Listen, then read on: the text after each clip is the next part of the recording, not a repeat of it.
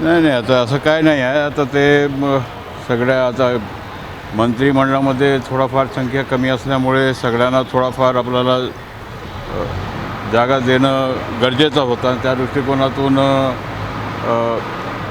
सध्या आपल्यावर थोडा इकडे विदर्भामध्ये थोडा मंत्रिपद येऊ शकला नाही, परंतु ठीक आहे, 2 वर्षानंतर होईल काय ना काही. 2 वर्षानंतर आशा आहे का अजून तुम्हाला? नाही, मला आशा नाही, परंतु कोणाला तरी विदर्भामध्ये मंत्रिपद मिळायला पाहिजे असं आमचा इच्छा आहे. संघटनात्मक काय आहे? नाही, संघटनाचा चालू आहे आता ज्या ज्या क्षेत्रामध्ये संघटन वाढवायला पाहिजे, गडचिरोली असेल, चंद्रपूर असेल, या भागामध्ये आम्ही फिरत आहोत, आम्ही करत आहोत. संघटनचं आमचं जे करायचं आहे ते करत आहोत, आपण बांधत आहोत. आणि येणारा पुढचं जे महानगरपालिका असेल, नगर परिषद असेल, जिल्हा परिषद आहेत, ह्याच्या तयारीला आम्ही लागलेलो आहोत. तुम्ही म्हटली 2 वर्षात काहीतरी होईल. मागा मुख्यमंत्री म्हणतो की ऑडिट होणार आहे आणि त्यानुसार पुन्हा हे मिळेल. कसं होण्याचे चित्र आहे काय?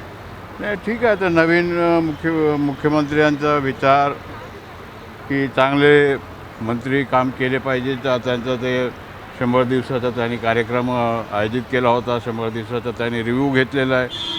मंत्री झालं की मग आराम करण्यापेक्षा आपल्याला काम आउटपुट आला पाहिजे, असं प्रकारचं त्यांचं एक विजन आहे. आणि त्या दृष्टिकोनातून माननीय मुख्यमंत्री यांचं विजन पूर्ण करण्याच्या दृष्टिकोनातून विकास झाला पाहिजे, हा त्यांचा मुद्दा आहे. काही मंत्री आराम करताय असं वाटतंय? काही मंत्री आराम करताय मंत्रिमंडळाचं? नाही, असं काय मला तर वाटत नाही. सगळे आपल्या क्षेत्रामध्ये आपला या राज्यामध्ये कामाला लागलेले आहेत. अजितदादा म्हणतात मी सकाळी 4 वाजता रात्री 11पर्यंत काम करतो. नाही, ते काम करतातच. ते आपण सगळे पाहतच आहोत की अजितदादा 7 वाजता मंत्रालयामध्ये मी पाहिलेलं आहे की ते 7 वाजता जाऊन बसतात कधी. असं प्रकारचं त्यांचं काम आहे, काम करण्याची पद्धत आहे.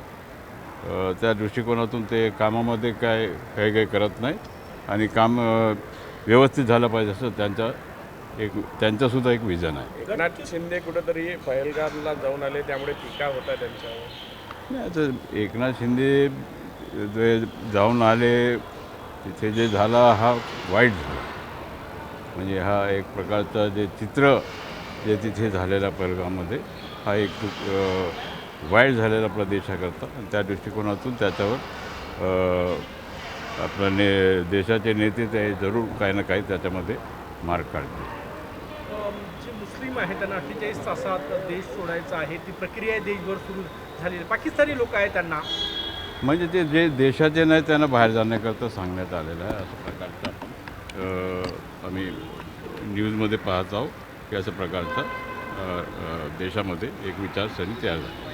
गिरीश महाजन वेगळे गेले, उपमुख्यमंत्री एकनाथ शिंदे वेगळे गेले. तिथे काही मनमुटाव आहे का सरकारमध्ये? नाही, असं काही नाही. ते सगळे आपलं पर्यायाने सगळे जातात, जाऊन भेट देऊन आले, हे चांगलं आहे. ते जाऊन भेट दिले कारण की महाराष्ट्रात ते सुद्धा भरपूर लोकांना इजा झालेला आहे. त्या दृष्टिकोनातून ते जाऊन आले असतील.